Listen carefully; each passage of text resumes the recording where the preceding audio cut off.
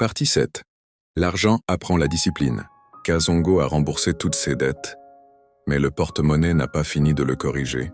Un matin, il ouvre son porte-monnaie pour vérifier son miracle, et une voix grave résonne.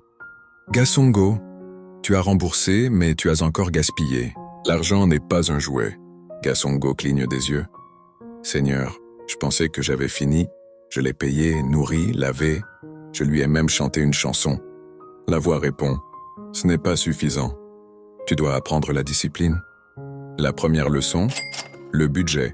Le porte-monnaie bouge tout seul et projette des images.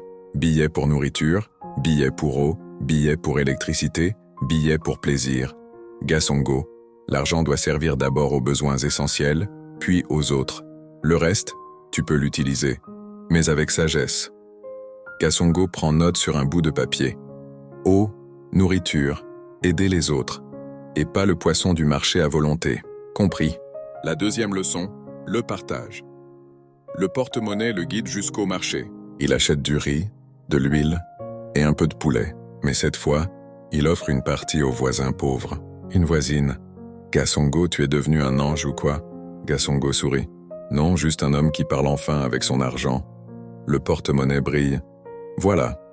Maintenant tu comprends. » La troisième leçon. La patience. Le porte-monnaie reste fermé pendant 24 heures. Gasongo ne peut pas l'ouvrir. Il panique au début. « Seigneur, c'est fini. Je ne pourrai plus acheter de jus. » Mais il apprend à attendre, réfléchir avant de dépenser et à ne plus acheter impulsivement. Quand il ouvre enfin, les billets sont revenus, mais en parfait état, plus brillants qu'avant.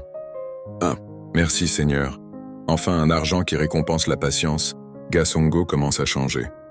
Il devient connu dans le village, comme l'homme drôle qui avait un porte-monnaie magique, comme celui qui paie, partage et réfléchit avant de dépenser.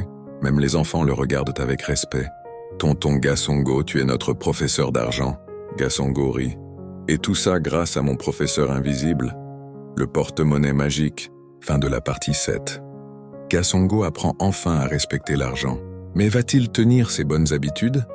Et que va encore lui apprendre le porte-monnaie? Pour la partie Read Like, abonne-toi et partage cette histoire si tu veux voir Gasongo devenir un vrai maître de l'argent.